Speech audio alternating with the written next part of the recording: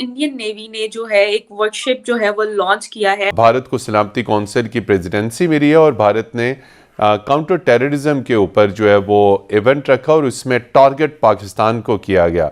Foreign minister Bilawal Bhutto Zardari साहब ने UN के अंदर एक ऐसा बयान दिया जिससे पूरे भारत के अंदर एक तहलका मच गया और पूरी दुनिया की आज वो हेडलाइंस है। आईएनएस मुर्मुगांव वो लॉन्च हुई है आज की डेट में और कहा यह जा रहा है कि वो न्यूक्लियर वॉर के लिए रेडी की जा रही है। ये इस बात का सबूत है कि चाहे कांग्रेस की गवर्नमेंट हो, बीजेपी की गवर्नमेंट हो, भारत की ये बाईपार्टिजान कंसिस्टेंट लॉन्ग टर्म पॉलिसी है कि पाकिस्तान को दुनिया में आलमी सतह पे बदनाम करना है। Indian foreign minister kept on reiterating and telling the entire world कि पाकिस्तान वो मुल्क है जिसने उसामा बिन लादेन को छुपा रखा था। Pakistan is feeling a lot of frustration कि इंडिया ने सक्सेसफुली पाकिस्तान को इंटरनेशनल कम्युनिटी से आइसोलेट कर दिया है। बिलावल तो खैर बच्चा है, अभी तो दूध पी रहा है, अभी तो उसके दूध के दांत टूटे नहीं है। क्या पाकिस्तान के पास इंडिया वाला क्लाउड है? क्या पाकिस्तान के पास इंडिया वाली लिवरेज है? हमारे पास ज़खायर रह गए 1 महीने के या 1 महीने से भी कम। मैं और हिलारी साहब कल कराची के बाजारों में घूम रहे थे। अच्छा।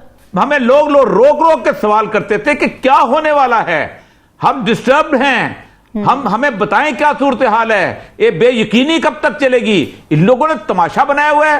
पाकिस्तान वो मुल्क नहीं है जिसने बिन लादेन को छुपा रखा था।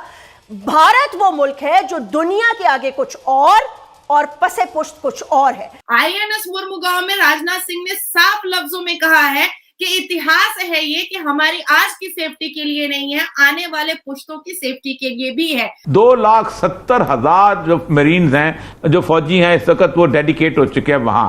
2,000 जहाज इस वक्त इस खित्ते के अंदर मौजूद हैं।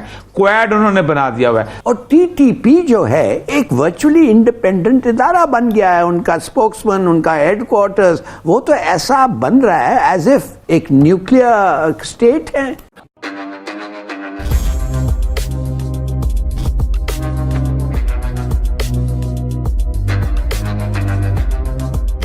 नमस्कार दोस्तों, कल ही भारत के इंडियन नेवी में शामिल हो गया है एक और डिस्ट्रॉयर जिसका नाम है आईएनएस मुर्मुगांव। इसकी सबसे खास बात यह है कि ये एक nuclear, ballistic as well as chemical scenario में भी पूरी सेफ्टी के साथ लड़ सकता है।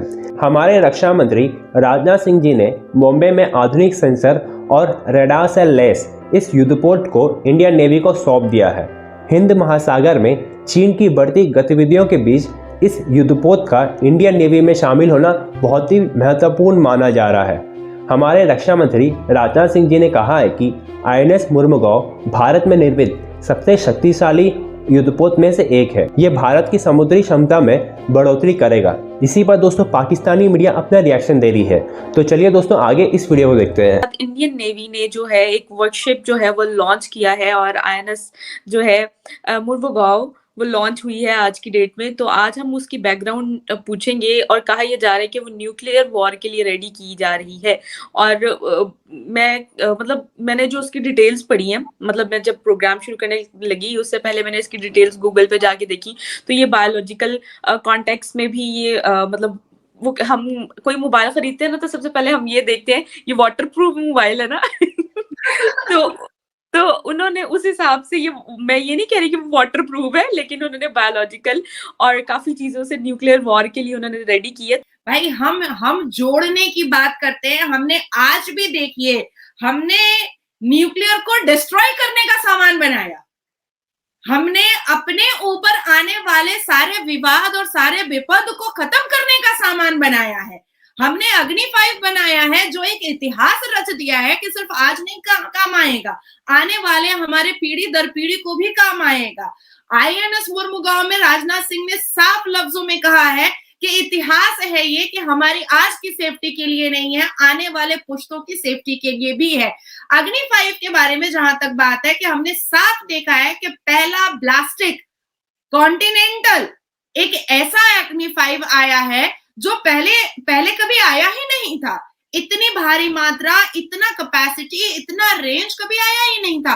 लेकिन देखिए, मतलब छोटा सा एक थप्पड़ क्या पड़ गया चाइना ऑफिसर्स को। ये तो पाकिस्तान की शाजिया जी जो है वो तो तमीज, तहजीब सब कुछ भूल कर बैठ गई और उन्होंने थप्पड़ वप्पड़ सब उठा लिया कि भाई हम दूसरा गाल नहीं बढ़ाएंगे और फलाना नहीं करेंगे।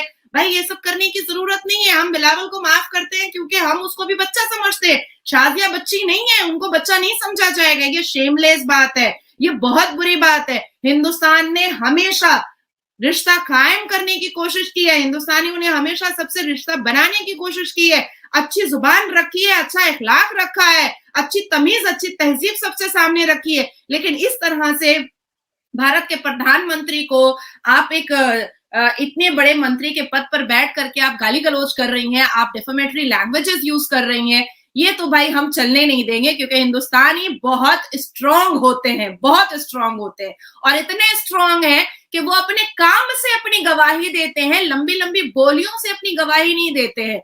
आप उसामा बिन लादेन को अपने घर में रखती हैं, तब तो आपकी इतनी लंबी जुबान नहीं आती है, और हर स्पोक पर्सन बैठ करके आपको तो ये नहीं याद दिलाता है कि आप आतंकवादियों को अपने पास रखती हैं, आप जिहादियों को अपने पास रखती हैं, आप टेररिस्ट को अपने पास रखती हैं, आप टेररिस्टों को अब रोटी और बोटी देती हैं, आप टेररिस्टों को घर में छुपा कर रखती हैं, नाती नवासों को रखती हैं, आप पेन और कॉपी नहीं देती हैं, आपके यहाँ बंदूक दिया जाता है, बम दिया जाता है, आप एक मंत्रालय में के पद पे बैठ करके एक मंत्री होकर के आप न्यूक्लियर बॉम्ब की धमकियां दे रही हैं पड़ोसी मुल्कों को।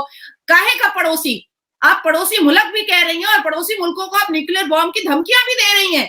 किस चीज का? और आज दर्द हो गया अग्नि 5 से, आज दर्द हो गया मुरमुगांव से। कैसे दर्द हो गया भाई?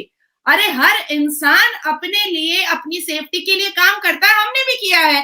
शाजिया जी को अगर ज्यादा दर्द हो रहा है तो कहे कि बर्नौल लगा ले अपने माथे पर, तो थोड़ा सा तसल्ली और तशफ़ी हो जाएगी।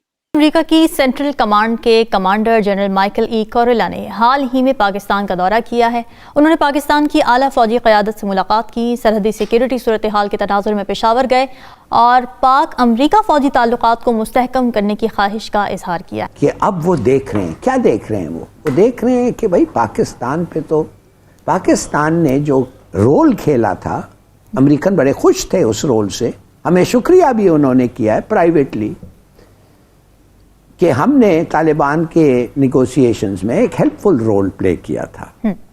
अब वो देख रहे हैं कि पाकिस्तान जो है इंटरनली तो कंप्लीटली डिसरे में है, मगर उससे ज़्यादा अक्रॉस द बॉर्डर जो जब अमेरिकन उधर थे वो नहीं इजाज़त देते थे ऐसे रेड्स को, अक्रॉस द बॉर्डर रेड्स आने लग गए हैं। और टीटीपी जो है एक वर्चुअली इंडिपेंडेंट इदारा बन गया है। उनका स्पोक्समैन, उनका हेडक्वार्टर्स, वो तो ऐसा बन रहा है एज इफ उनका एक क्या कहते हैं एक स्टेट है, स्टेट है जो पाकिस्तान के कब्जे में है। और सिर्फ एक ही चीज़ है, जो पाकिस्तान का कब्जा उस स्टेट से हटाए, तो वो घबरा गए हैं थोड़ा सा।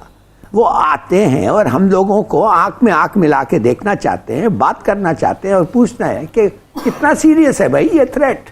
आप लोगों ने तो इनको ख़त्म कर दिया था, अब कैसे ये आ गए? कौन सा पॉलिसी था आपका जो गलत था कि आप इनको आने दिया, और क्यों नहीं इनको ख़त्म करते हैं आप?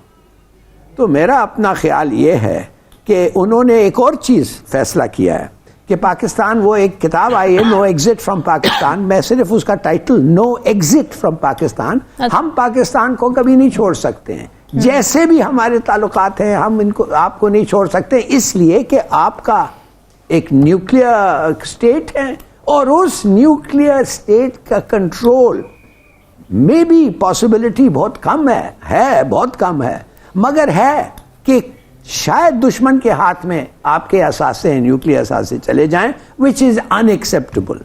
तो लिहाजा हमारे साथ अमेरिका का फौज, हमारी फौज के साथ ऑलवेज गुड रिलेशनशिप।